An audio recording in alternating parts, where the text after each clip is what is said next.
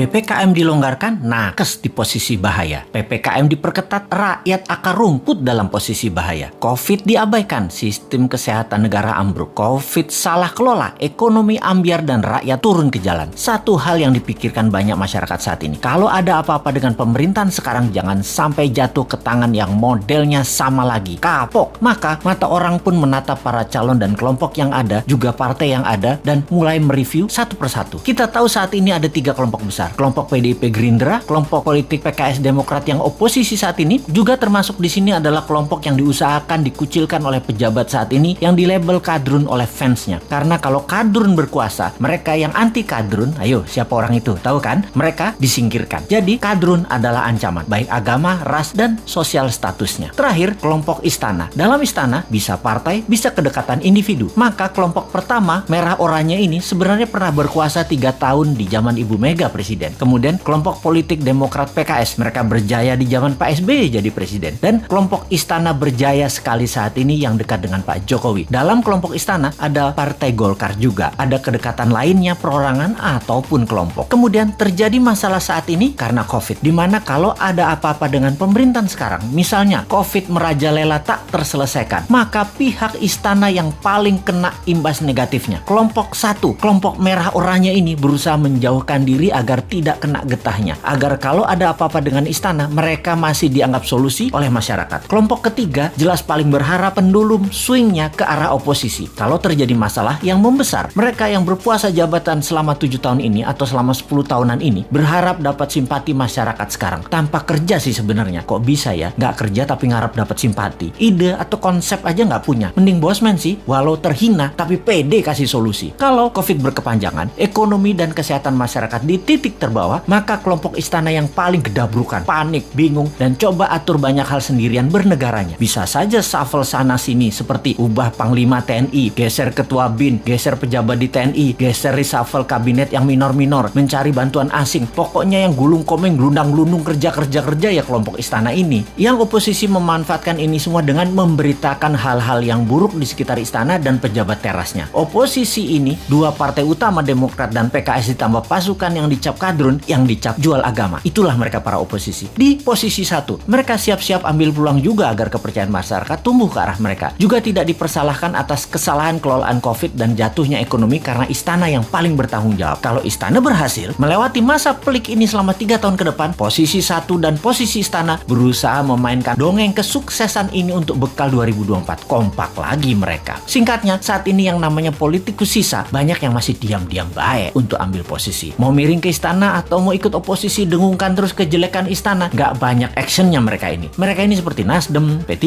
PAN, PKB, Hanura. Partai-partai miring ke istana ini juga terasa sekali mereka lagi ambil jarak dengan istana sekarang. Deket enggak, jauh enggak, bantu enggak, ngerecokin dikit palingan. Inilah peta saat ini kalau kita persingkat. Nah, kita sekarang ke depan bagaimana? Kita sekali lagi ingatkan, 3 posisi tadi yaitu kelompok pertama merah oranye, kelompok istana, dan kelompok oposisi. Ini petanya kita tarik ke belakang. Kita lihat 20 tahun terakhir ini. 3 tahun Ibu Mega, 10 tahun Pak SBY, 7 tahun istana saat ini. Total 20 tahun. Kemudian kita list daftar calon pemimpin 2024. Para calon yang ada saat ini adalah datang dari ketiga genre politik yang ada. Sebutkanlah satu persatu. Pasti mengacu ke salah satu kelompok. Misalnya Pak Prabowo masuk kemana? Sudah tahu kan? Pak Erik misalnya masuk kemana? Pak Ganjar, Pak Anies, Pak Ridwan Kamil masuk kemana? Jelas ya? Ini pertanyaan new mind sekarang. Apakah dalam 20 tahun terakhir negara Indonesia jadi negara superpower? Apakah Indonesia jadi negara yang ditakuti dan disegani di sekitar kawasan? Apakah Indonesia jadi negara tidak impor lagi dan menjadi negara produsen kelas dunia? Apakah pendidikan Indonesia terbaik di dunia saat ini? Apakah sumber daya alam Indonesia masih utuh atau sudah mulai habis tanpa membuat Indonesia jadi kaya? Bener nggak? Pertanyaannya sekali lagi, yakin masih mau sama mereka yang model kelolaan negaranya pasti sama seperti dalam 20 tahun terakhir ini? Yakin masih memilih orang yang di etalase itu semua? Berani nggak ambil yang baru, yang beda, yang timnya kuat di dalam dan di luar negeri, yang bukan genre bernegara ala 3 kelompok yang berkuasa, yang akan menyatukan semuanya di bawah kekuatan yang baru?